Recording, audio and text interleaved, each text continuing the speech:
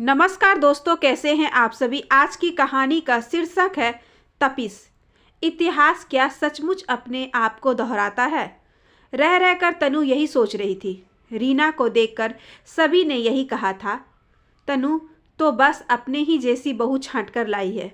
वही खिलता रंग, वही कद, वही नाजुक काया, छुई मुई सी।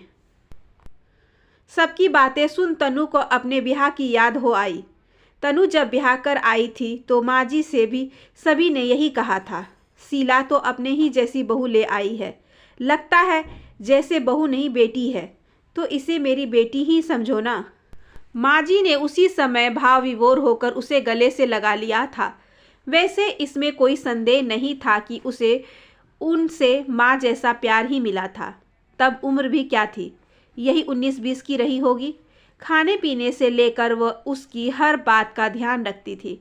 अब बिटिया तो ससुराल गई, यही मेरी बेटी है और बहू भी, अक्सर उनके मुंह से यही निकलता था। माँ जी का वही स्नेहिल चेहरा आंखों के सामने घूम गया था। तभी विमला जी की आवाज़ सुनाई दी,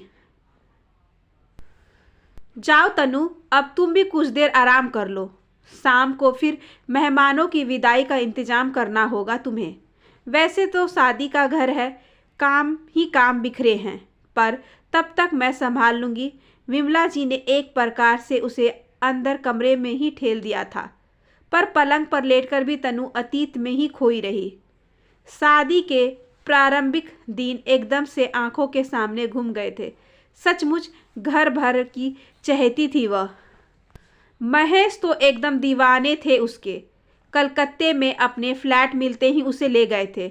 महानगर, बड़े शहर की चकाचौंध, सब कुछ देखने की कितनी चाह थी, पर छोटा सा एक कमरे में फ्लैट देखते ही मन कुछ बूझ सा गया था। यहाँ इस घर को कैसे सजाएंगे, यहाँ तो सामान भी पूरा नहीं आएगा। सजाने की जरूरत ही क्या है, ये तो तुम्हारे आने से ही सज गया है। महेश ने उसे बाहों में भर लिया था। कुछ दिन तो घूमने फिरने में ही निकल गए थे, पर महेश की छुट्टियां खत्म होने के बाद वह घर में उकताने लगी थी। क्या करे दिन भर, बार बार उसे मायके और ससुराल के लंबे चौड़े भरे पूरे मकान याद आते। कितने लोग थे, सब कुछ गुजर जाता, पता ही नहीं चलता था। लंबा चौड़ा आंगन, बड़ा सा बागीचा, बड़ी सी खुली छत, लेकिन यहाँ तो आसमान का टुकड़ा तक देखना नसीब नहीं होता।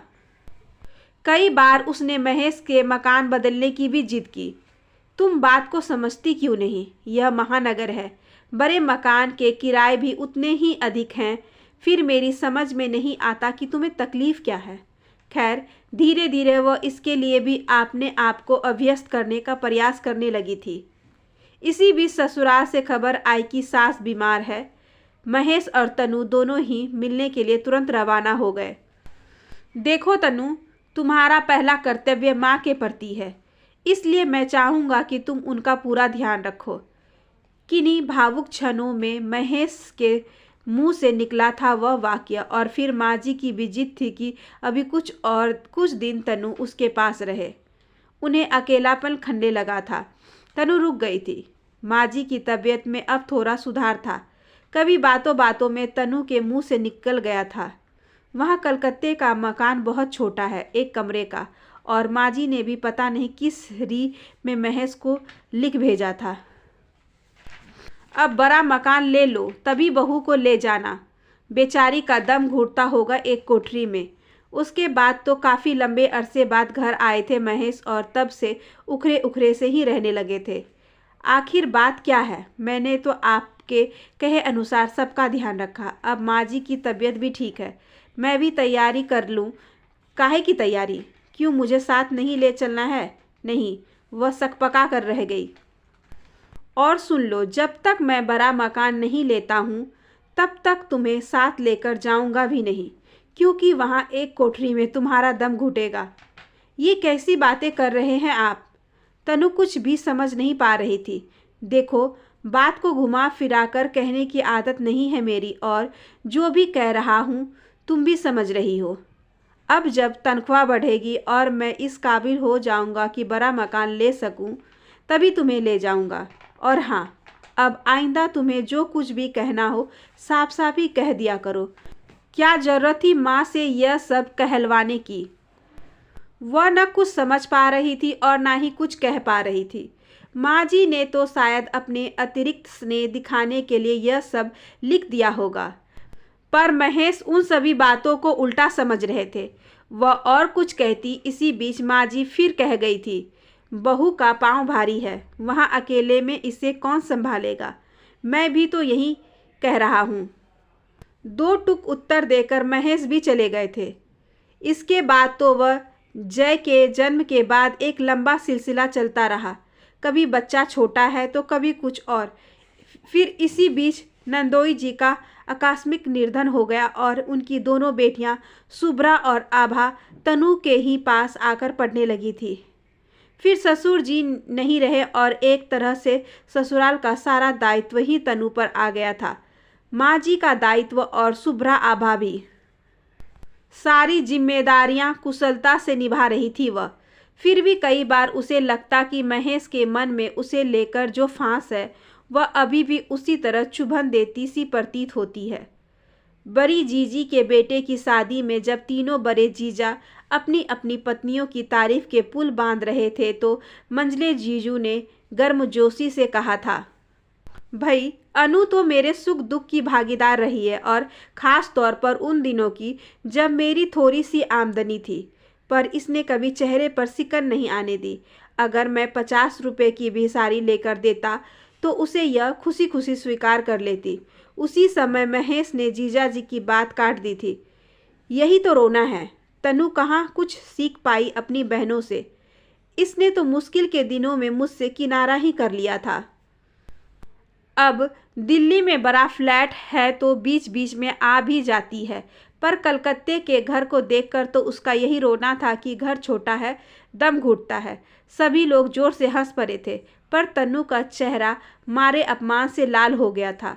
वह उसी समय वहाँ से उठ खड़ी हुई थी। तब उनके पास बड़ी जीजी ने ही बात संभाली। अरे तो क्या हुआ? क्या तन्नू ने अपनी ससुराल को नहीं संभाला है? ऐसा मत कहिए महेश जी। आंसू छिपाती हुई तनु फिर भी कमरे से बाहर चली गई। महेश तो फिर भी उल्टे उसी पर बरस रहे थे। क्या है, जरा सा सेंस ऑफ ह्यूमर नहीं है तुम में? मजाक भी नहीं समझती हो? इसमें मजाक क्या था? वह फूट पड़ी थी। अरे ठीक है, ससुराल का ध्यान रखा तुमने, वो तो सभी बहुएं रखती हैं, तो क्या मैं तुम्हारी तारीफों के पुल बांधता रहूं? वह क्या कहती? सभी जीजाजी भी तो अपनी अपनी पत्नियों के तारीफ के पुल बांध रहे थे। फिर ऐसा नहीं है कि बात की गंभीरता को वह समझती नहीं थी है। जाने अनजाने कई बार महसूस हुआ है उसे कि उसके और महेश के बीच की दूरी बढ़ती जा रही है। कई बार उनके मुंह से निकल चुका है, तुम तो इसी प्रकार माँ के पास रहकर घर संभाले रहो, मेरा क्या है।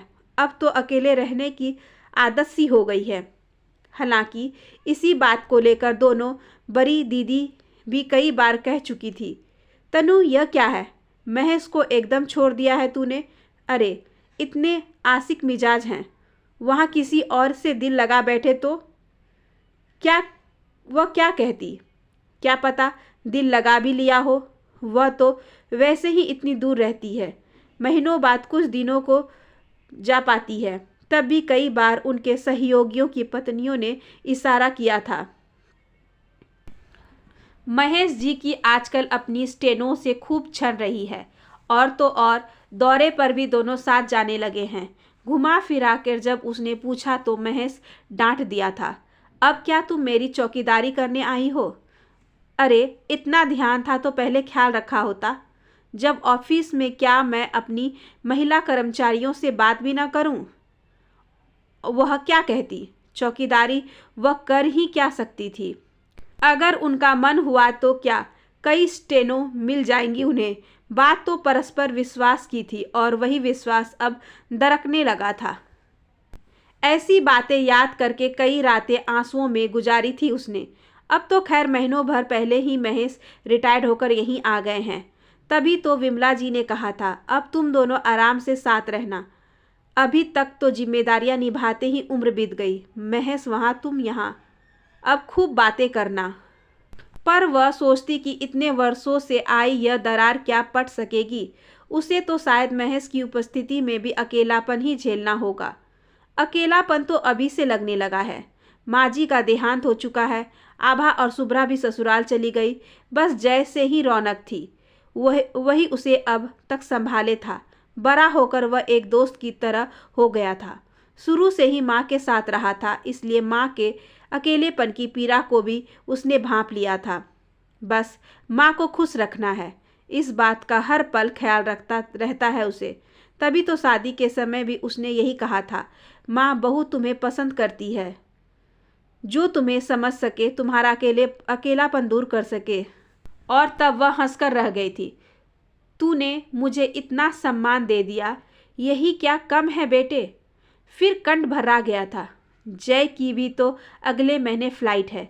कितनी जिद थी उसकी विदेश जाने की। महेश तो तैयार हो गए थे, पर वही बड़ी मुश्किल से अपने आप को तैयार कर पाई थी।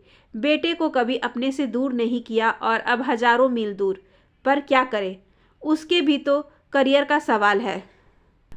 तभी हल्की खटर पटर से तंद्रा टूटी। जय ही था। अरे माँ, मैं तो इतने धीरे से सामान निकाल रहा था, फिर भी तुम्हारी नींद टूट गई। अब उठना तो है ही, मेहमान लोग जाएंगे, उन्हें भी देखना है। हाँ माँ, पर मैं तुम्हें अकेला नहीं होने दूंगा। पता है, अभी अभी मैं रीना से यही कह रहा था कि वह यहीं तुम्हारे पास रहकर अपनी इंटर्नशिप करे, ताकि तुम्हारा भी मन लगा रहे। नहीं बेटा, बीच में तनु ने उसकी बात काट दी थी। मैंने बहुत सोचकर फैसला किया है कि तुम दोनों साथ ही लंदन जाओगे। रीना भी वहाँ कोई नौकरी कर लेगी। कैसी बातें कर रही हो माँ, वहाँ कैसे एडजस्ट होगी। अभी तो मेरे ही रहने का बंदोबस्त नहीं है, फिर तुम यहाँ अकेली। मेरी चिंता छोड़ बेटे, आखिर रीना मेरी बहू है, मेरा ख्याल देर सवेरे रख ही लेगी। पर अभी तुम दोनों का साथ रहना जरूरी है, क्योंकि कई बार ये दूरियां इतनी बढ़ जाती हैं कि उनका पाटना मुश्किल होता है। उनका गला फिर भर्रा गया और जय अवाक होकर माँ को देख रहा था। आशा करती हूँ कि आज की ये छोटी सी कहानी आपको अच्छी लगी होगी। अगर अच्छी लगी हो तो please like, share and subscribe करें हमारे चैनल को। ज़्यादा से ज़्यादा शेयर करें और बेल आइकन को ज़रूर प्रेस कर लें, ताकि अगली वीडियोज़ की नोटिफिकेशन आपके पास सबसे पहले पहुँचे। धन्यवाद।